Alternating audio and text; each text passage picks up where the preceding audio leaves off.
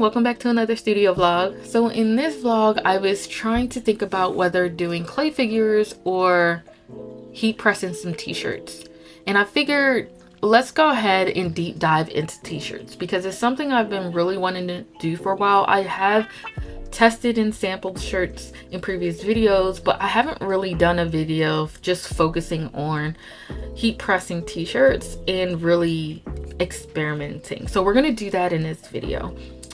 I have sublimation paper, but it requires you to use like 100% polyester or close to it, and I feel like that's not a material that everyone likes to wear because it's super clingy. And yes, I've tried the workaround with the Poly T Pro spray and all of that, but as compared to using 100% polyester shirt, the image does not come out as crisp as I would like it. So I don't really feel comfortable putting those shirts online. I mean, I think it's fine if you're just doing shirts at home and you just want to play around, mess around, and have unique clothing at home. But as far as really selling them, I'm a little too much of a perfectionist and I just don't really like the quality. So I have picked up some sublimation paper that advertises that it can sublimate on 100% cotton. So we'll be the judge of that in this video. And then I also have some puffy vinyl that I think will look cute. If I can come up with a good design for it, I think it would look really good. And then I also need to get some heat press or like, you know, heat iron on vinyl to play around with designs like that. I was gonna see if I can do like a combo of a sublimated shirt with vinyl, but I'm not sure if that's gonna work because they may require two different settings and I don't want to over press or expose too much heat to one material over another and risk damaging it or burning it. So I might have to do them separate. So I just feel like this is really going to require me to come up with a cool design or a cute design that looks good for vinyl. You might see a little bit different setup here. I moved the pin board up there because I'm making room for these shelves that are coming in today. They're little mini shelves, but they're big enough to display like final products. So I wanted to put here 2 shelves that will hold my sticker packs, magnetic bookmarks, mini memo pads, and even like ornaments, like small packaged items here, because I'm overusing this thing down here, this acrylic shelving here, and I don't want to get a bunch of them because it's just going to clutter up the table. And for me, the purpose of having 2 tables is to have as much space as possible. So this is being overused now and I'm trying to make space here. The purchase comes with 4 shelves, so I'm going to move this picture over and then put 2 shelves above the Cricut, and that will display like sublimated mugs and greeting cards there. So yeah, I think it's super cute to advertise like your own little items in your shop so that when people see them in your videos, if they have questions or if they're interested, if they tend to look in the background like I do, then yeah, they can see what's going on. And just ignore this little mark right here. I've used those like test strip command strips that are like easy peel, no damage to the wall, and they damaged the wall, so lies. But it's okay, it's superficial. It literally just pulled off like the latest 2 coats of paint, and I have enough paint. I'm gonna see if I can blend that in because I don't think the shelves are gonna cover it. And that's pretty much it for this morning. So sorry this intro is super long-winded. But yeah, we're just gonna go ahead and start designing because I don't have a design for the vinyl yet, and we'll go ahead and finishing up editing this vlog, getting the shelves up, and testing out the shirts. And if you have any pro tips, feel free to leave those in the comments because I am new at this, and you know, I like to build a community where we can all learn, and hopefully this video will provide you any insight in case it's something that you want to get into. So yeah, I guess we'll just start getting right into it and get as productive as we can. Talk to you soon.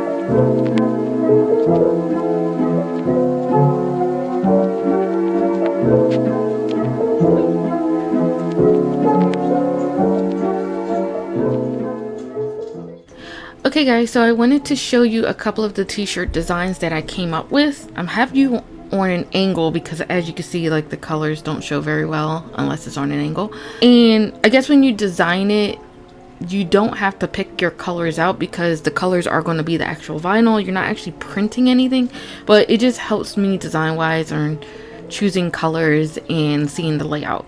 So what I'm thinking is, and it's not going to look like this, it's just having the cat in the center and the black, that's not really black, that's just negative space. So that's gonna have negative space, and that's gonna be gray with pink cheeks. And then you're gonna have the moss ball at the top, that's gonna be green again with negative space. So when I weed it, I'll be weeding out these little bits here. And then on the shirt, this will be probably in the center, kind of large, or like, I don't know, I have to play around with the sizing. And then we're gonna have perfectly imperfect, it's going to be the words on the shirt. And then obviously this will be moved up and to the left, and this will come down so it's not overlapping. Yeah, so I'm thinking, I like the color scheme. You have pink, gray, and green, and I think it's super cute, and I wanted to make it simple for the puffy vinyl. I don't know how it's gonna work. So again, this is all just experimentation, and I'm thinking about making the whole image, like the image and the words, puffy. And for the second design, there's a lot going on here, so I'm thinking of having my like character that was in the air balloon as vinyl. So again, each of the colors are on separate layers so that the cutting machine can identify that being separate. I have to play around with this. I think this might have to be in a separate layer if I want 3 different colors. I'm new to using vinyl, and I'm new to making shirts. I was thinking for this one, we will have head in the clouds. So this will arch over the air balloon that says head in the, and then the clouds will be underneath it. And then poking out the side of the air balloon will be these clouds. Just imagine like it winged out some clouds here and maybe like a little lower for the other one. We'll see how it goes. And then the other one should be a simple heat press sublimation artwork on a shirt. Just start putting them in Cricut Design Space and start weeding things out and try to size it up and see if it works out. If it doesn't, that's okay. Again, we're just experimenting, and if it works, good. Okay guys, so these are all of the materials that I'll be using for this video, and you can find any of these on Amazon. We have our puffy vinyl, our sublimation HTV, our heat transfer vinyl, and our sizer transfer mask. The transfer masks are what you can use on your mat, so if you want to transfer the image from your mat to the t-shirt, it's helpful for when using vinyl, but if you have a very bulky image, you don't necessarily need it. Now I'm starting off with the sublimated shirt project first. I go ahead and I print out my illustration on sublimation paper. Now, when I got the Sublimation HTV, I thought that was sublimation paper, but it is not. It is an HTV that will act as your barrier between your shirt and your illustration. Now, anyone who sublimated a shirt will know that it is recommended you sublimate on 100% polyester, and not a lot of people like to wear polyester, so there are a lot of hacks and workarounds to trying to sublimate on 100% cotton. And so I found this HTV that will allow you to do so. So again, it forms as a barrier between your sublimation paper and your shirt. So you will still need sublimation paper to sublimate on 100% cotton shirts. This is just that added material that's going to allow you to do so. So I have my heat press ready to go, and I go ahead and prepare my shirt for the Sublimation HTV. Now there's a process with this. You have to sublimate the HTV first, let that cool, peel it, and then go ahead and align your image up and heat press the actual image. And then you can do what we call a warm peel on that one.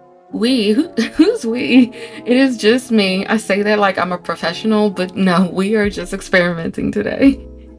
Okay, so let's see how our first test turned out. And No, it did not turn out well at all. It was cracking, it was faded, it just did not look good at all. So we're gonna run that back again. We're gonna try to test it out again and see where we went wrong. And once again, it just did not look good. I even tried to keep it on longer. Maybe it needed more heat, and it looked even worse than the first one. And I started to get a little deflated here because I did see some reviews where they were complaining about cracking and they just did not give it a good review. And I was so afraid I was going to be one of those customers. But since I am using a 2XL shirt and it has a lot of space for experimentation, I decided that this was going to be the shirt that I was going to use to test all of our projects. So let's go ahead and do a third attempt with a higher setting, 385 degrees Fahrenheit at 50 seconds. And look, guys, I got it to work. Look how vibrant this looks. It is so crisp, it is so clear and so beautiful. I love it so much. My only nitpicking is that the Cricut can only do so much of a size when it cuts your image out. I wish I could have made this bigger, but it looks so good. And I'm such an idiot. The instructions said 200 degrees Celsius, not Fahrenheit. So if I would have did the conversion, that's pretty much about 392 degrees, I believe. And I looked up a video by HTV, which is the brand of the Sublimation HTV, and they use 385 degrees at, I believe they used 40 seconds, but I used 50, and it just turned out way better. So it pretty much need a longer time and a higher heat setting. So now that we got the settings down, I went ahead and sublimated a shirt that I will be wearing. And I even did a little logo on the back. Okay guys, so this is the final result on a 1XL shirt, and I think it looks super cute, super vibrant. My only criticism would be that I wish I could make it a little bit bigger for larger shirts. But yeah, unfortunately this video took forever to edit and I still have to work on the second half, so we're gonna have to make this a two-part series. So if you're new, subscribe and ring that notification bell so you could be notified of part 2's upload, where we're going to be experimenting with heat transfer vinyl and puffy vinyl on 100% cotton shirts. So hopefully you enjoyed the video, and I'll talk to you in the next one. Bye.